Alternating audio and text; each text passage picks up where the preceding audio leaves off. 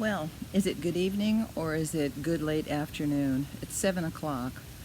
If we were in the wintertime, it would be dark out here, and I would be sitting out here shivering in the dark. But I can't believe summer's almost half over. My goodness. So, today is a Thursday, and it is 4 weeks since I stopped the Rick Simpson protocol. And today is going to be my first day of beginning the maintenance program. And as you know from me saying a gazillion times, the maintenance program is a gram a month for the next 5 years. And so that begins this evening. Hopefully I can drive tomorrow because I'm going to breakfast with Susanna, and I said I would drive myself there. So I'm pretty sure I can. I feel very clear-headed and very able. I drove myself to the doctor today. Actually, it's Native American Health today, and I got my lab reports back. I took another very comprehensive lab test, blood work. It was a week ago last Monday, and it was very comprehensive. And when I went in today, my physician's assistant, evidently Thursdays are her day off, so I met with another gentleman, and I'm pretty sure that he was a physician's assistant also. But I've never seen him before, so this was the first time we met. And so he was looking at my reports, and he was kind of like, well, everything is totally normal. What's the problem? And I said I was kind of looking for cancer markers, and he said, cancer markers? And he was kind of unsure, and so I explained to him what was going on with me and the pancreatic cancer, and he said that there actually was no markers in what I did, but he said the lipase has gone down from 22 to 14, and that means that my pancreas is not working as hard as it was back then. It wasn't struggling as much, and so either that or the creon is working. You know, here you go. You don't really know. Is it one or is it the other? But he was a very interesting person to talk to. He was very interested to know what I've been doing. And so I told him. And he had never heard of Rick Simpson, so I explained a little bit about Rick Simpson.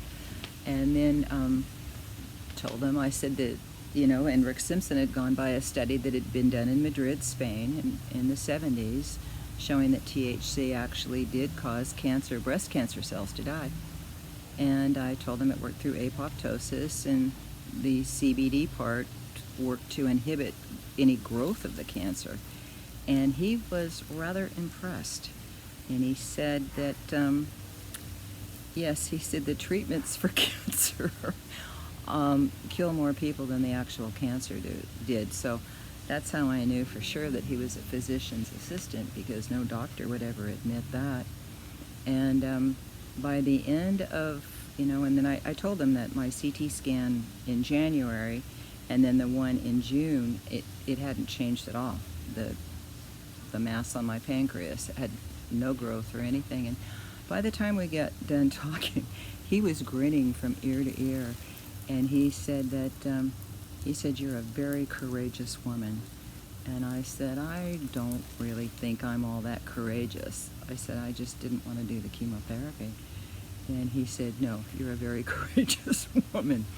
And that's how our visit kind of ended. But I did request my lab reports. I want the ones from January, and then I'm going to compare them to the ones now, and see if I can see any kind of changes that are going on for either the good or for the better. And so that's where it stands right now. But, you know, this isn't the first time that I've gone through the do-it-yourself cancer treatment thing. Did I ever tell you about my mole? Let me tell you about my mole. It was back in about 2006 or 2007, I would say. And I know that the cruise had already been planned, so we were going on a cruise. We had been doing work to the cellar in the house, And so there was a lot of things going on at that time. And one morning after a shower, I'm looking in the mirror, and I see under my boob, I see this mole, and I thought, where did that come from? It was black, and it had the irregular edges, and so I got, the comparison chart on moles and started looking at, okay, normal, abnormal, super abnormal, cancerous. So I'm thinking, okay, now what do I do? I've got this stupid cancer mole on me, and of course I have no insurance. I work for Parks and Recreation, state parks, and I'm seasonal, and of course if you're seasonal you don't have insurance. And so I'd been going down to Native American Health, the clinic. I could afford the clinic, and I'm thinking, but I can't afford to go in and have it done at the cancer center. I have no insurance. So then it became a hunt and a quest to find something that I could use that wasn't going to involve a hospital stay. And I came across Bloodroot, or commonly known as black salve. Now, Bloodroot is Native American in origin. It's been around for a long time, and it purportedly sought out cancer cells and destroyed them and then pushed the whole thing to the surface. And so I got a jar of it, and the directions on the jar said, you scratch the mole lightly, just rough it up a little bit. You rub the black salve over it, you put a bandage over it, and then you wait and see what happens. Well, and it said also to make sure you had plenty of pain pills, because it was going to be painful. And there you go. So I did. Well, it became apparent right away that there was something going on there, because my boob was so swollen and so sore, and it hurt. And I was taking Excedrin, and it still hurt. I remember one morning, like I said, they were working downstairs, and Lou asked me to go over to Home Depot and pick something up, and that was about the last thing I felt like doing, was going over to Home Depot, where you have to walk 10 miles just to get inside. And the way I was in so much pain, but I didn't want to say anything to Lou, because if I said something to Lou, he would have totally freaked out and brought me down to emergency, and that's exactly where I did not want to go. So I just kept the smile. Okay, dear, I'll go do that for you. But I remember being in Home Depot, and I think it was still cold because I had a coat on. I remember that. And I remember thinking, I'm hiding this pain, and I'm wondering how many other people are walking around today with a hidden pain, and they're trying to get through their daily life, just to go on and do what they need to do. But they've got something really radically going on with them, and they're in pain. And it gave me compassion for those people, because I knew mine was going to be over pretty soon, but there's some people that their pain wasn't going to be over pretty soon. And it did. It gave me a heart for people like that have hidden pain and are just trying to survive and be normal. And the person that really got me through all that was, bless her heart, was my late sister Denise. Denise was a nurse, and when I told her what I had done, she said, "Oh, good for you." She proceeded to tell me about this infected sore thing on her leg that she could not get rid of. She said she used everything in her arsenal of antiseptics, being a nurse. Finally, she said it was so awful, she just poured Clorox on it one day, and God love her, she said, she screamed. She said it was so painful.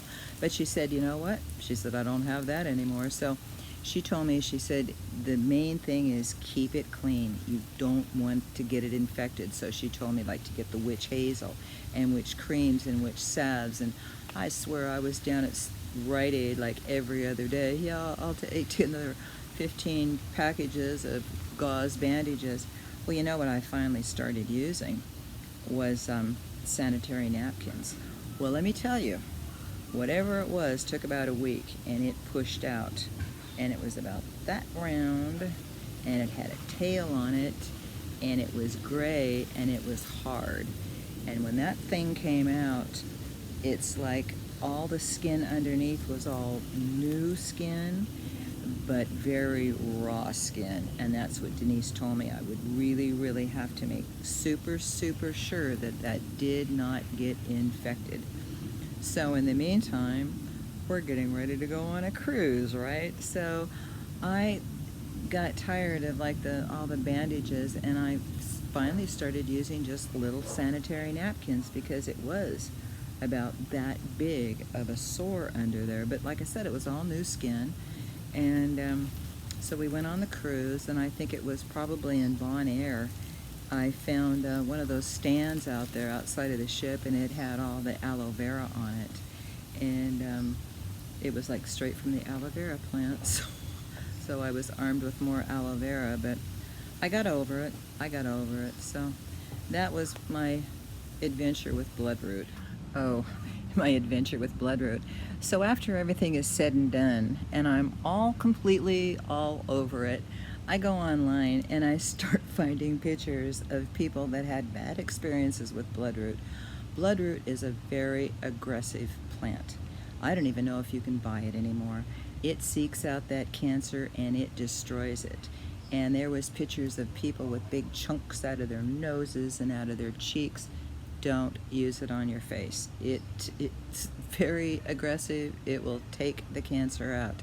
But then again, here I'm thinking, if I would have gone to the doctor and had it done that way, would they have taken just the mole off? Or would they have did one of those, oh, we have to go deeper and deeper and more? Would I even have a boob left?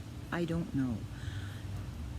Thankfully, I don't have to worry about that because that is over.